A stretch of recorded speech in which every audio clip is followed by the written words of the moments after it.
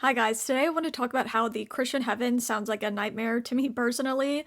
There were even some thoughts I had when I was a Christian where I'm like, that doesn't sound like paradise to me. But obviously, after leaving Christianity, I was able to examine it through a different lens. And it started to sound more and more nightmarish. On top of that, a lot of the details seemed surprisingly earthly, like not really anything a god outside of time and space would create, but instead something a human would imagine. Um, and if you wait until the end of this video, I have a little surprise at the end, just a fun little surprise, so stick around. But I have a list of about 6 things that I wanted to share, and there are more. There are more things that I could add, but I stuck to 6. Also, when it comes to this topic, on other platforms, I've described it as I feel like I would need a lobotomy if I were to be happy in the Christian heaven. And that's not even to be disrespectful or to mock. It's just that I don't feel like I could be fully self-aware or fully myself and consider something like the Christian heaven to be paradise. Okay, so reason number 1, the idea of eternal worship sounds miserable to me, and if I'm being honest, it sounds a little creepy as well. First off, I do not want to worship some deity for eternity. Oh, hail the magic conch! It genuinely sounds so incredibly miserable, boring, and exhausting that actually does sound like a nightmare to me. Another thing I think about is, what is the point? What does anyone gain when it comes to worshiping a deity for eternity? The only thing I can think of is that it constantly validates a specific deity and feeds his ego. Nothing else really makes sense to me. To me, it makes God look narcissistic and obsessed with validation and getting constant praise, which, if you are a perfect God, I am just not sure why you need that. I really don't know. You're telling me he created people to live a short amount of time, and sometimes the short amount of time is extremely hard and miserable for people. I would say maybe for most, especially if people, don't have the resources to live a healthy, happy life. So he creates those people, some of them suffer their whole lives, and they die, and then the whole point is they go to heaven and then worship him for eternity. And people expect me to believe that isn't egotistical. I don't think I could even come up with something more egotistical than creating these beings that are so below you that are constantly giving you worship and validation for eternity. I can't think of something more egotistical than that. And I've heard a lot of Christians say that the worshiping is for you guys, not him, which never sounded like it made sense to me, and I don't think it does make sense, because before God created us, we didn't have any wants. Like, there was nothing we didn't have a want that God wanted to fulfill because we didn't exist. So to say that you're doing it for a being that doesn't exist and didn't have to exist doesn't make a lot of sense to me. We didn't have any wants. We weren't we weren't conscious and having any wants. And so people are always telling me that God doesn't actually need worship and we need worship. And it just never sounds coherent to me, if I'm being honest. And if they say something like it benefits us, it makes us whole and pure. Again, if he created us, we didn't need to worship because we didn't exist, therefore we had no needs, like what I said. So it just seems like heaven is built upon this authoritarian system, which would be like an authoritarian system by definition. It's very much it's very much plainly built on human concepts because of the imagery in heaven as well, when it comes to kind of the worship aspect, and like he's a king and he rules over everybody and you're his subjects and you just bow down to him all day. To me, that's a very like ancient times visual of what they would visualize as a heaven, and not how a god would actually create a heaven. Okay, this next one might sound silly to some, but it's actually one I think about pretty often, and it stood out to me when I was a Christian. The whole thing of streets being paved with gold. Why? I don't understand why that would matter in heaven. It's always been so strange to me, even as a Christian.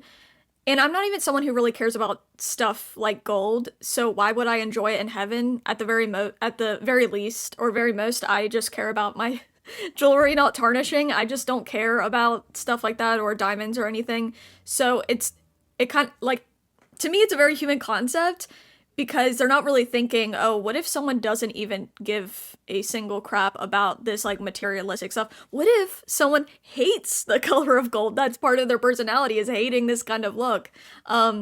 But it's so contradictory to me because we're always told that you shouldn't value earthly and materialistic things or riches.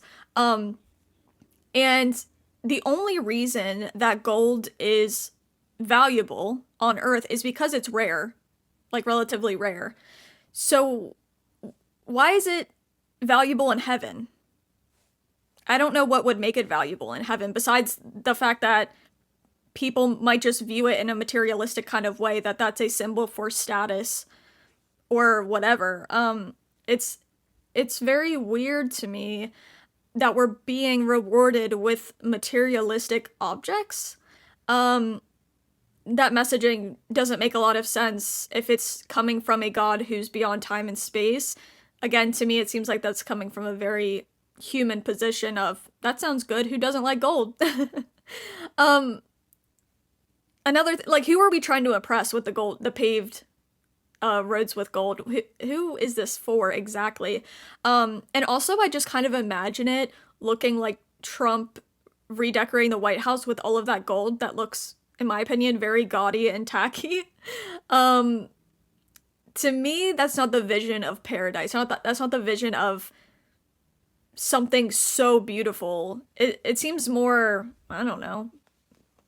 It's like boring. Like, that's like earthly things. I just wouldn't care about that. And I need to put this disclaimer because I know people will rush to my comments and be like, that's not what heaven really is.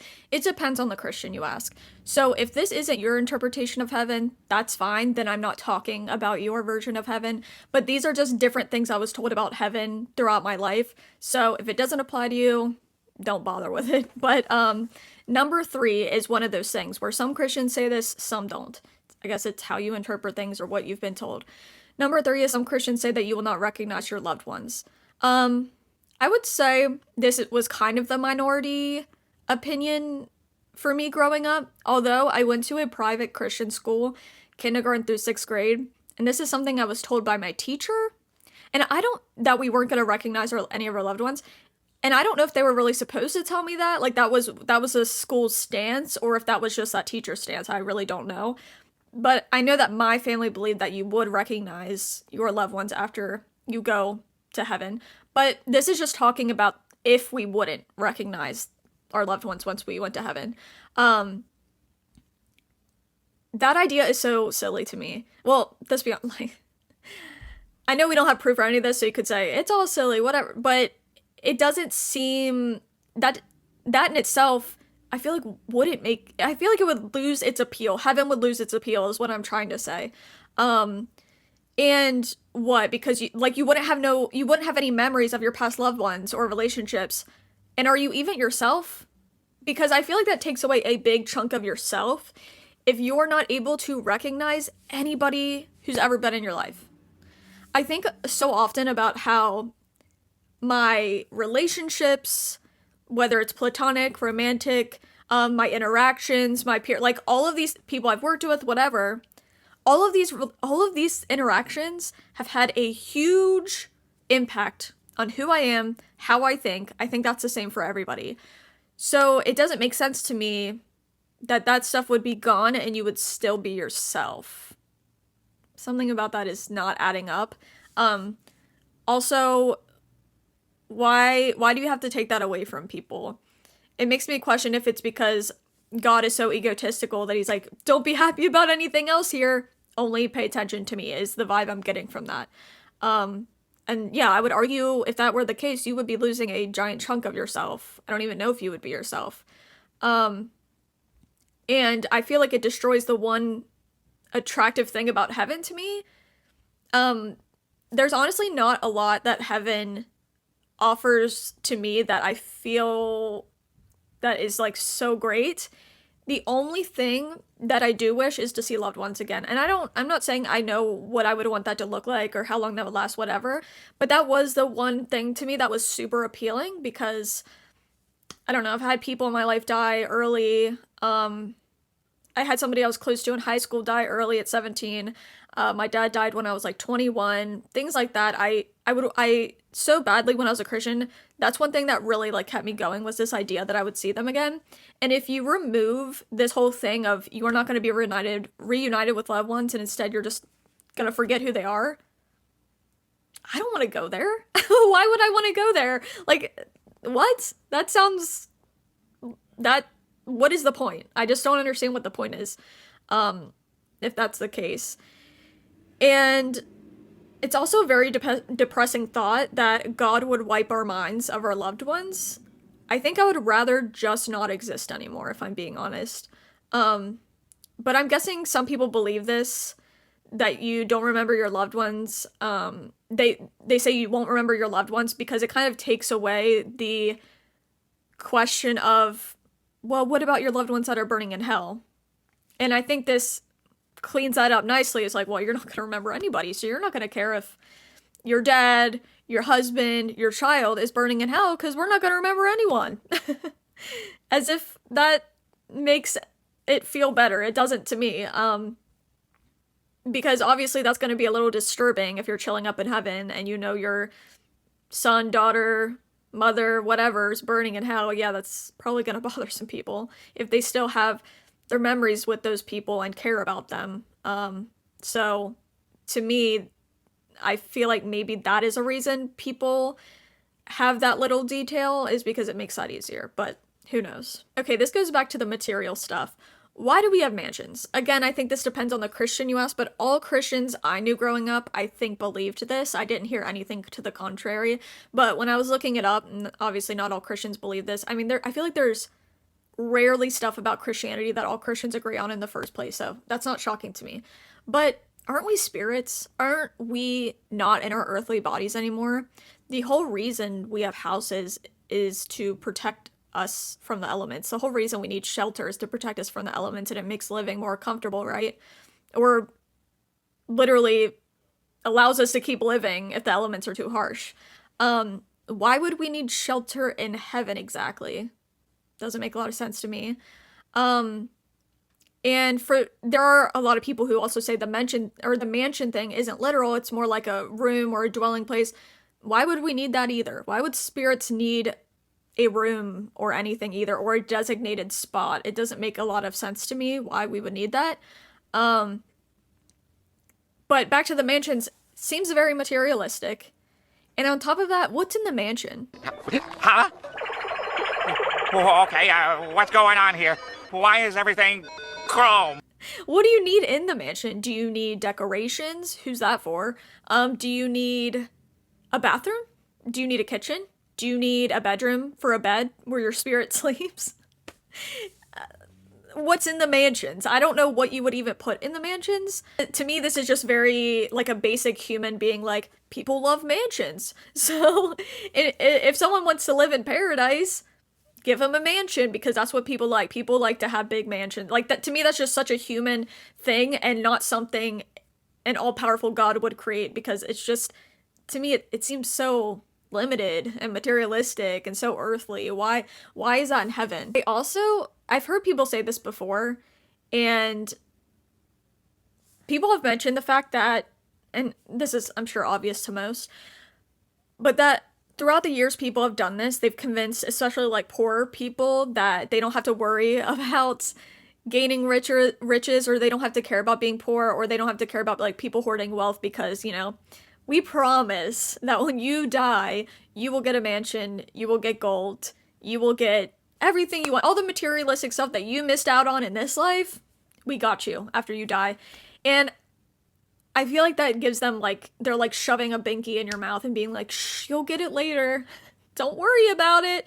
It's really messed up. I really feel like that's maybe a big reason why people push that kind of thing, is to get people to shut up and be satisfied with less in this world, and not question things like resources or whatever it might be. Hey guys, don't worry about us hoarding all the wealth. You will get it later. Do I have evidence of this? No. Do I have proof of this? No, but trust me, bro. Just trust me.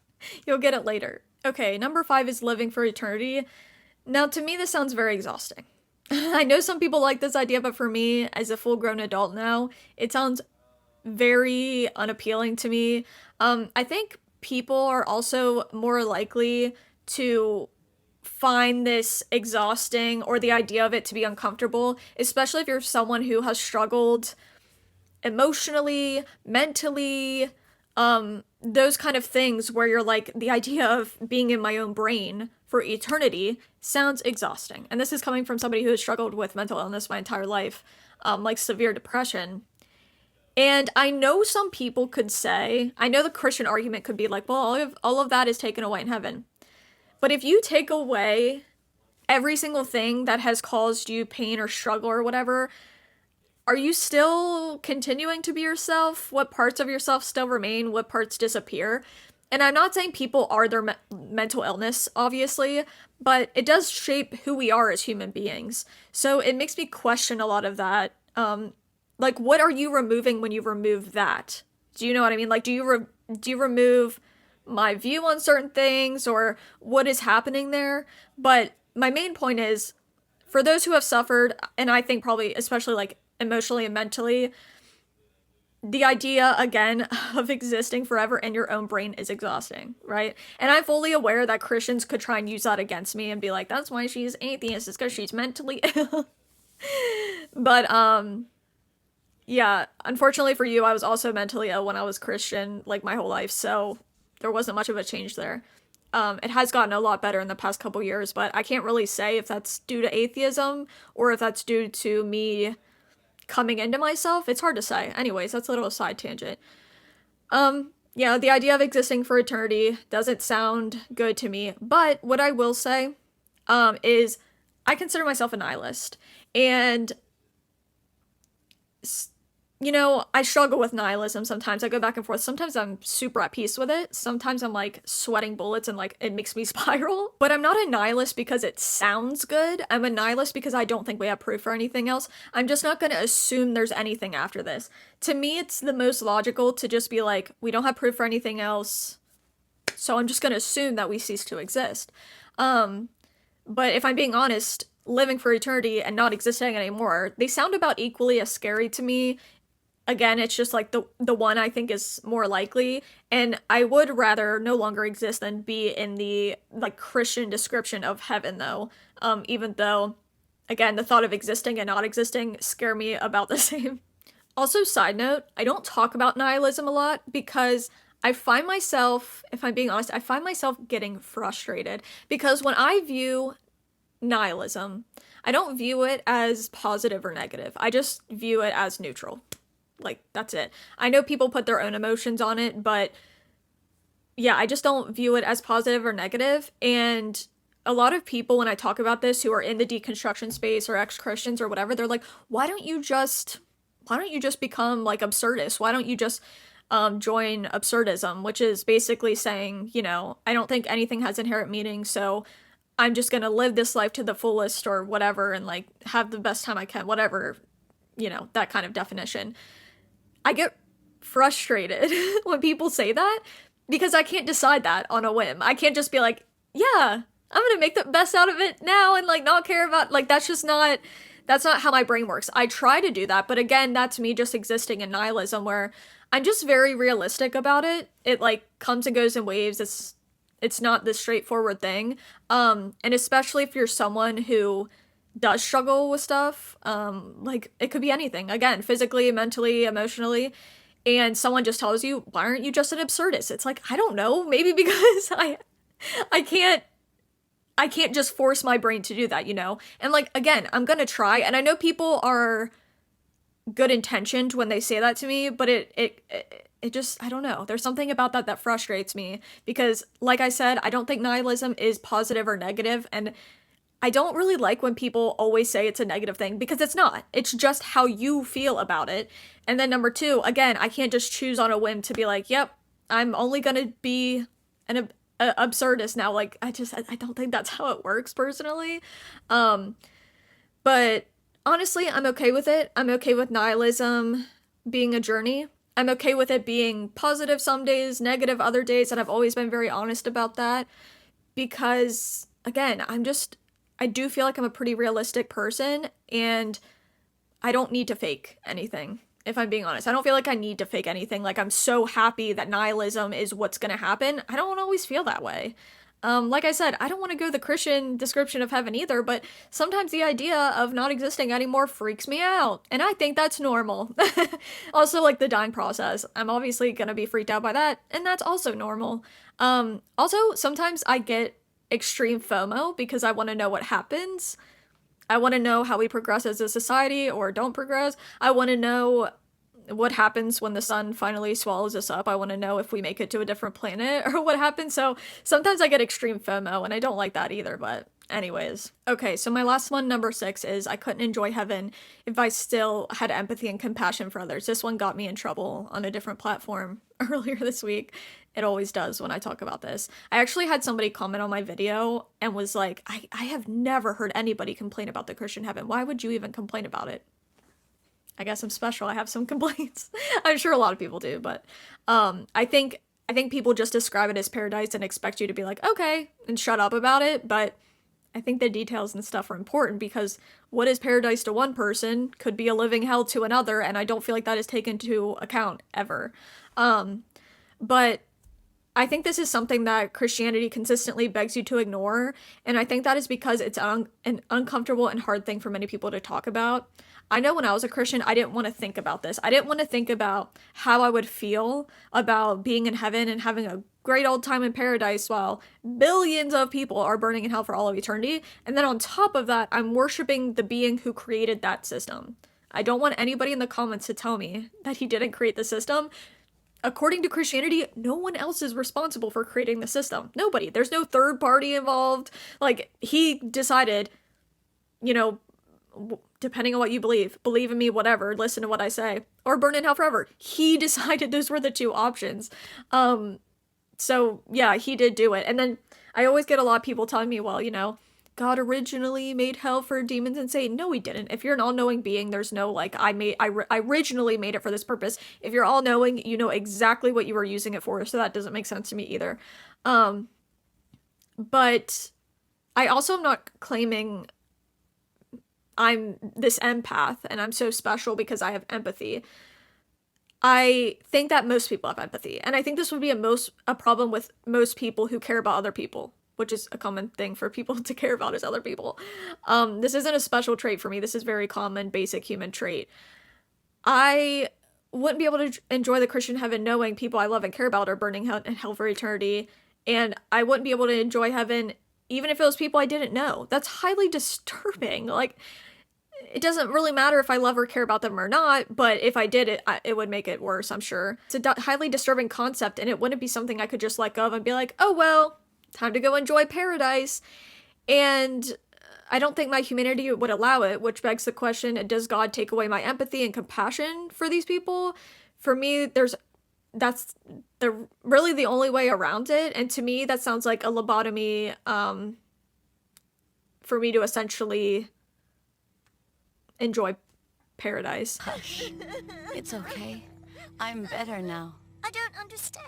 Love does things to a person. Terrible things. Would God just be taking away my empathy and compassion? And if he does, again, how much of me is there left? If you take away someone's empathy and compassion, how much of themselves is left? If that was a big part of who they were or things they cared about, I feel like it wouldn't be them anymore. I feel like it would be the equivalent to a lobotomy, and that's why I say this. Some people have said to me, you'll just realize that it's justice. And to be honest, besides the fact that it is the actual opposite of justice, I still, even if I saw it as justice, I would still be sad and empathetic towards those people burning for eternity, because how could I not? Just because something, like, okay, so think about it in this scenario, like a mom, her daughter or son commits a murder. They could recognize that them going to jail for the rest of their lives is justice. Again, I don't think the hell is just at all, but yeah, we're talking about this as if it is. they could think that's just that they're getting that punishment, but they could also feel empathy and sadness for them because they love and care about them and they know that they're suffering for their actions. So that doesn't take away the feeling of sadness and empathy for the people being punished or whatever. And okay, so I've made a decent amount of these videos before talking about this specific thing about what I don't like about heaven. And a couple times it's went viral, and I've gotten some pretty disturbing comments. If I'm being honest, there will be people who will say things like, for example, this one I kind of remember vividly. This one was like, well, my daughter's not going to heaven, but, you know, that's what she chose. I mean, I cannot imagine saying that. I can't imagine saying that. Like, oh, yeah, my little sister, she's gonna burn in hell, but that was her choice. She chose not to believe something, so she gets to burn it. Like, it's just it's so void of any empathy. And I think a lot of this stuff, I think a lot of these teachings gets people to ignore a lot of empathy and ignore compassion and stuff like this. And again, I think that's why they're doing, a lot of evangelicals are doing the sin of empathy now, because if you have too much empathy, these things aren't going to sound good to you. It's not going to make a lot of sense. And it was just, those comments were disturbing to me. How many people in the comments were just kind of like, yeah, they're going to burn forever, but that's their choice. It's just, it makes me sad. I think it's really hurtful, especially, obviously, to the people they're saying that towards. That's just really hurtful. It really does break my heart, and yeah, especially, like, even if you're somebody, and I've talked about this before in past videos, even if you're somebody who's ex-Christian, left Christianity, or whatever, and loved ones have that feeling about you, like, well, she's gonna burn in hell, and it's gonna be justified, that is extremely hurtful. That's so hurtful. And so, yeah, it's a bit rough, and it's a bit disturbing that they convince people that this is just a fine thing to ignore. And it'll never be justified to burn people for eternity for a finite crime, and also for not believing in something, which a lot of Christians believe is why you're going to hell, is because you're just, like, not believing in God and accepting his gift. Nobody deserves to burn for not believing in something. That's crazy. That's like also creating this idea that there are so many thought crimes that can happen, which is insane. But like I've said a million times, even if I wanted to, I can't force myself to believe in God. And people can tell me I'm lying. People all the time in the comments and in real life have told me that I'm lying when I say I can't force myself to believe in God. That's fine. That's fine if you believe that, but I can't. I've tried. It doesn't work.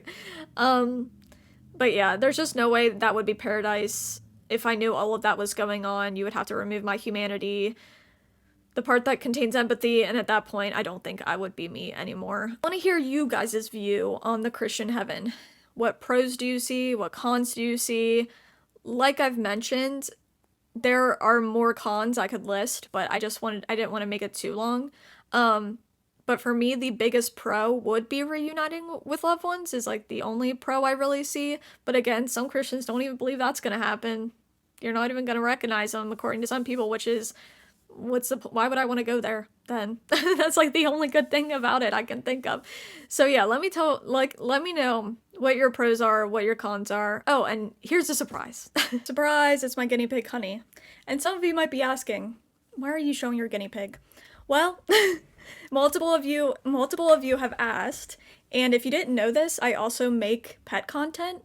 I have 3 guinea pigs and 2 bunnies, so I'm slowly going to show them to you guys so you guys know who they are. Because, it's just a fun little enjoyable thing after talking about stuff that's serious. But yeah, this is Honey. She's a silky guinea pig, so she has long silky hair. I got her this past year because one of my other guinea pigs passed away, so I have a trio now, again. And I make content of them on TikTok and Instagram, and I actually have so much fun. It's nice because obviously these topics are so serious, so it's nice to just make unserious, cute content. So yeah, here's Honey, and in the future I will show you my other ones slowly And so hopefully the people who asked to see them are gonna see the end of this video. Also, in my bio, I have where you can see my animal content if you're interested. I know it's like a niche thing for guinea pigs, and not a lot of adults love small mammals, I feel like, but I do, and I don't think they're child's pets either. Bunnies and guinea pigs require a lot of work, and they have special diets and such. But yeah, in my bio is my animal content. I also have guinea pig merch. I made guinea pig merch because I could never find cute guinea pig merch, so I decided to make my own art for that and create my own store, which I did. I haven't been doing my old Etsy store for a while because it was just overwhelming and I don't have time to crochet a lot anymore. But yeah, so I hope you're all doing okay. I hope you're taking care of yourselves, and I will see you in the next one. Honey says bye.